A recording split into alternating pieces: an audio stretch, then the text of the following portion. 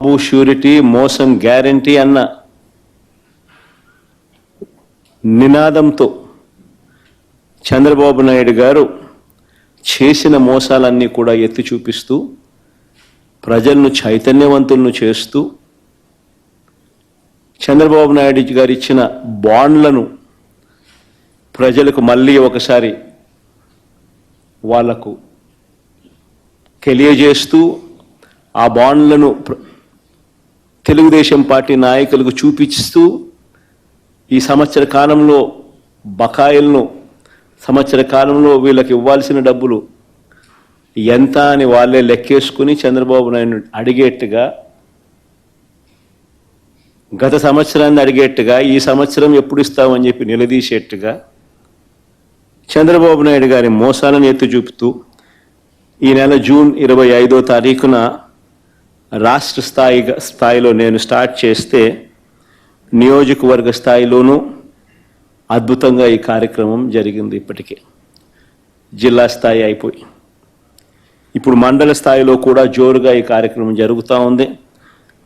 July 21వ తారీఖు నుంచి గ్రామ స్థాయిలోకి కూడా ఈ కార్యక్రమాన్ని ప్రతి గ్రామంలో కూడా జరిగేట్టుగా చైతన్యవంతులు చేసేట్టుగా QR కోడ్ వాళ్ళు డౌన్లోడ్ చేసుకుంటే చంద్రబాబు నాయుడు గారు గతంలో అన్న మాటలు, చంద్రబాబు నాయుడు గారు గతంలో ఇచ్చిన బాండ్లు, చంద్రబాబు నాయుడు గారి మేనిఫెస్టో, ఇప్పుడు చంద్రబాబు నాయుడు గారు చేస్తూ ఉన్న మోసం, చంద్రబాబు నాయుడు గారు ఎంత బాకీ ఉన్నాడు, చంద్రబాబు నాయుడు గారు మనకి ఎంత ఇవ్వాల్సింది అన్న అన్ని వివరాలతో ప్రజలే ఆ QR కోడ్ను డౌన్లోడ్ చేసుకుని వాళ్ళ ఫోన్లలో ప్రజలే తెలుసుకుని చంద్రబాబు నాయుడు గారిని గ్రామ స్థాయిలో నిలదీసేట్టుగా ప్రజలను చైతన్యవంతులు చేసే కార్యక్రమం చేస్తూ ఉన్నాం.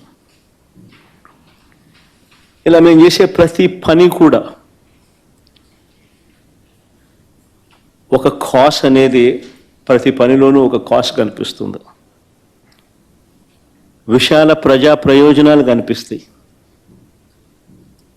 ప్రజలకు సంబంధించిన ప్రతి అవసరము ప్రజల తరపున వారికి సంబంధించిన ప్రతి అంశము లేవనెత్తే ఒక విశాల దృక్పథం, విశాల ప్రజా ప్రయోజనం కనిపిస్తుంది.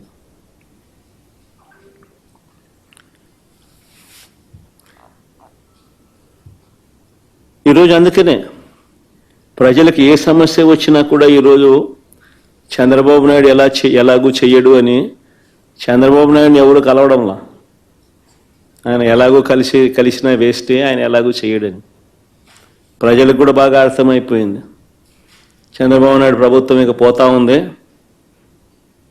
గట్టిగా కళ్ళు మూసుకుంటే మరో 3 సంవత్సరాలలో చంద్రబాబు నాయుడు ఎగిరిపోతాడు, మళ్ళా వచ్చేది వైఎస్ఆర్ కాంగ్రెస్ పార్టీ అని చెప్పి వైఎస్ఆర్ కాంగ్రెస్ పార్టీ తలుపు తడతా ఉన్నారు. వాళ్ళకు జరిగిన సమస్యల గురించి చెప్తా ఉన్నారు.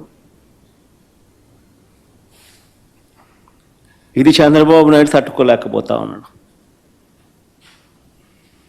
ఇది చంద్రబాబు నాయుడు తట్టుకోలేకపోతా ఉన్నాడు కాబట్టి ప్రతిపక్ష పార్టీని అణచివేయాలని చూస్తూ ఉన్నాడు.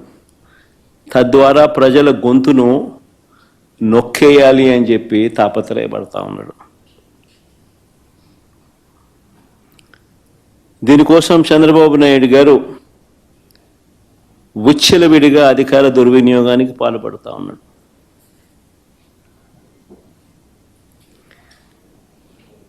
గతంలో పోలీసులు ఎలా ఉండేవాళ్ళు మా ప్రభుత్వ హయాంలో అని అంటే అత్యుత్తమ పనితీరుతో, గతంలో పోలీసులు మా హయాంలో అత్యుత్తమ పనితీరుతో, సంస్కరణలతో, పీపుల్ ఫ్రెండ్లీ పోలీసింగ్తో తలెత్తుకొని పోలీసులు పనిచేసే పరిస్థితులు గతంలో ఉండేటివి.